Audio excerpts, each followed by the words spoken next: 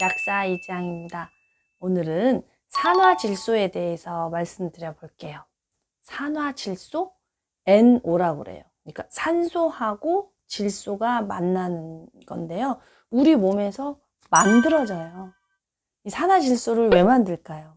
바로 혈관을 확장하기 위해서요. 어떤 혈관을 확장하냐면 동맥을 확장하는 거예요. 우리가 팔을 쓴다? 자, 그럼 팔로 혈액이 많이 가겠죠? 그러면은 팔로 가는 혈관이 확장이 될 때 산화질소가 나오는 거죠. 자, 우리가 뇌를 쓴다. 그러면 뇌로 혈액이 많이 가야 될 거 아니에요? 그럼 혈액이 잘 갈 수 있도록 뇌 동맥으로 가는 혈관이 확장될 때 산화질소가 나와요. 근데 이 산화질소는 늘 나오는 게 아니라 우리가 필요할 때 나오는 거예요. 잠깐 나왔다가 혈관 확장하고 싹 사라져요.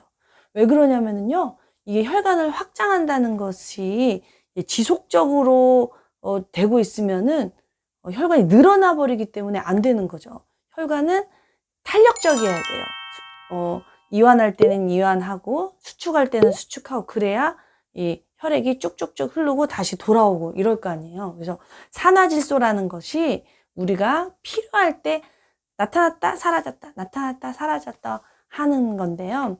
어떤 물질로 만들어지냐면 바로 아르기닌이라는 물질이 있어야 돼요. 아르기닌은 단백질의 일종인데요.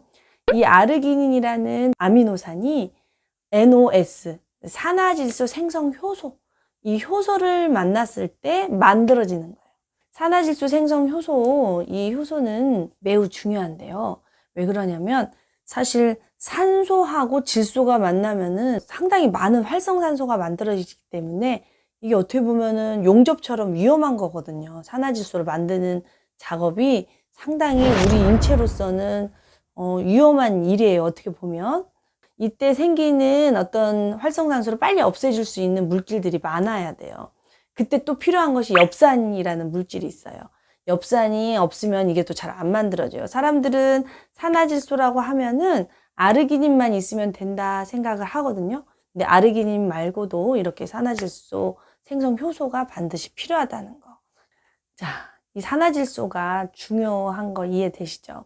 그런데 이 산화질소가 정말 중요한 이유는 뭐냐면, 이 산화질소가 있어야 신장에 있는 동맥이 확장이 돼요. 자, 신장에 있는 동맥이 만약에 딱딱하면 어떻게 되겠어요?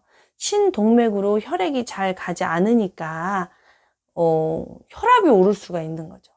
혈액량이 많아지면 혈압이 오를 수 있잖아요. 그래서 산화질소가 잘 생성이 되는 사람들 혈압이 잘 안 올라요. 그래서 그 신동맥이 딱딱하게 굳어서 혈압이 오르는 사람들한테 이 산화질소가 잘 생성되게 하는 조건, 그러니까 아르기닌도 먹고 항산화제도 먹고, 산화질소 생성 효소는 항산화제라고 상상하시면 쉽거든요. 이 활성산소를 없애는 물질이다라고 상상하시면 돼요. 이 항산화제를 많이 먹고 아르기닌 많이 먹고 이런 식으로 하면은 신동맥, 신장, 콩팥 동맥이 말랑말랑해지면서 혈액이 잘 회전이 되면서 혈압이 뚝 떨어지는, 그래서 고혈압 조절이 잘 되는 게 많이 보고되고 있거든요. 이렇듯 이 혈관을 유연성이 굉장히 혈압에 중요합니다.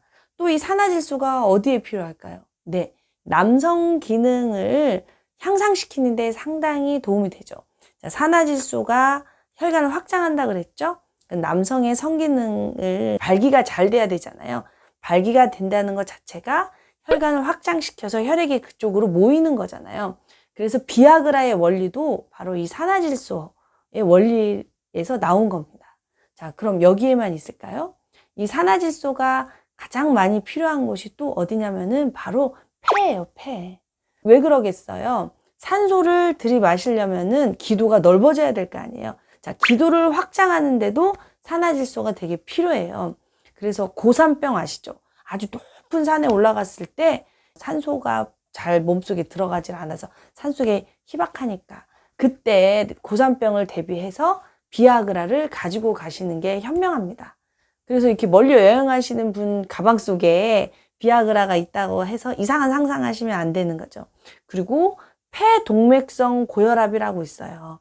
폐동맥이 좁아져 가지고 혈압이 오르는 분들한테도 비아그라가 처방이 돼요. 어린아이들한테도 선천적 그 폐동맥 이 좁아져 있는 아이들한테도 비아그라 이렇게 분말로 처방이 되기도 하거든요. 참 재밌죠? 실제로 이 산화질소는 처방도 많이 나와요. 협심증 환자분들이 항상 비상으로 가지고 다니는 약이 있거든요. 니트로글리세린이라는 아주 작은 약인데요. 협심증 발작은 굉장히 고통스럽고요.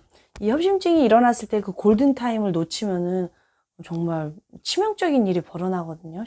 사망에도 이를 수가 있기 때문에 응급시에 이 산화질소, 니트로글리세린이라는 약을 혀 밑에 넣으면 이 관상동맥이 확장되면서 생명의 위험에서 벗어날 수 있거든요. 그런데 이제 산화질소는 혈관을 확장하는 거기 때문에 단점이 지나치게 혈관을 확장하다 보면은 두통이 오거나 어지러울 수 있으니까 남용은 하시면 안 돼요. 어쨌든 우리 몸에서 산화질소가 가장 많이 필요로 하는 곳은 어딜까요? 바로 뇌입니다. 뇌는 우리 몸속에 산소 소비량의 20%를 쓸 정도로 굉장히 많은 산소를 쓰잖아요. 산소가 많이 운반되려면 산화질소가 충분해서 혈관을 확장시켜줘야 산소가 잘 가겠죠. 그래서 두통에 많이 시달리는 사람들에게 이런 산화질소가 잘 생성이 되게 식습관도 조절을 하시고 이런 또 산화질소 잘 생성이 되는 항산화제 같은 걸 권해드리면 두통이 많이 개선되는 이유가 바로 이런 것이 있죠.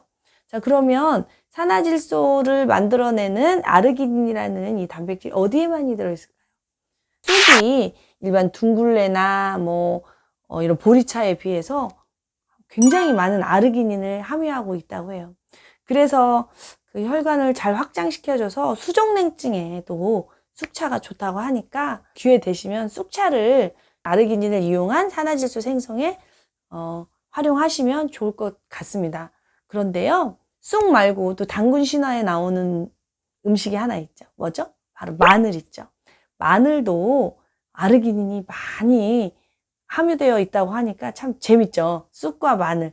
우리 당군 신화에 쑥하고 마늘을 먹어야 사람이 된다고 했잖아요. 네, 그것뿐만이 아니라 견과류에도 많이 들어있어요. 해바라기씨에도 많이 들어있고 또 어디에 많이 들어있냐면 남성들의 정력에 도움이 된다는 굴이나 장어나 전복 이런 거에도 많이 들어있어요. 또 시금치같이 푸른잎 채소에도 많이 들어있고. 자, 그러니까 사실 아르기닌은 자연에서 온 음식에는 다 굉장히 많이 들어있다는 거죠. 혈관이 이렇게 낭창낭창하지 않고 자꾸 수축이 되고 혈액 공급이 잘 안 되면은 우리가 자연에서 온 식품을 많이 먹어야 되는 이유가 바로 여기에 있는 거죠. 공장에서 온 음식들은 아무래도 이런 물질들이 적게 들어있을 수밖에 없죠. 항산화 요소가 많이 없잖아요. 그렇기 때문에 우리가 혈관 건강을 위해서는 이런 음식을 잘 드셔줘야 될 것 같습니다. 이 산화질소에 대해서 또 재밌게 해드릴 말씀이 많아요. 예를 들어서 산화질소가 어디에 또 쓰여지냐면요. 대식세포에서 쓰여져요. 그러니까 면역세포가 이 산화질소를 이용해서 나쁜 균과 싸워요. 그러니까 염증이 있잖아요. 그럼 이 산화질소의 생성량이 늘어나요. 자, 근데 산화질소가 생성이 될 때 아까 엽산이 꼭 필요하다고 말씀드렸잖아요. 이 엽산이 꼭 필요한 데가 또 어디 있냐면 세로토닌을 만들 때 또 이게 필요하거든요. 그러나 이 염증이라는 건 우리 몸의 이급 상황이기 때문에 이 산화질소 만드는데 엽산이 다 쓰여져 버리면 세로토닌 만드는데 엽산이 못 쓰여지겠죠. 그래서 세로토닌이 덜 만들어질 거 아니에요? 그래서 우울증에 올 수가 있어요. 그러면은 우울해서 염증이 잘 생기는 건지 염증이 많이 생겨서 우울해지는 건지 어쨌든 질병이 있으면 우울해지는 건 사실이잖아요. 근데 이런 재미있는 관계도 있어요. 이런 것들 몸에서 일어나는 일은 다 이유가 있고요. 그게 다 유기적으로 연결되어 있다는 거. 이런 거 여러분들에게 말씀드리면서 정말 중요한 것은 약장이 아니라 밥상에 있다는 거. 물론 도구로서 건강식품을 활용하는 거는 권장해요. 그러나 밥상의 기본을 지키지 않고 무조건 그 영양제로만 해결하려는 것은 한계가 있어요. 저도 영양제 많이 먹는데요. 항상 그래도 기본적으로 자연에서 온 음식으로 밥상을 꾸리려고 노력을 한답니다. 여러분들도 이 방송 보시고 자연에서 온 밥상으로 건강해지시길 바라겠습니다.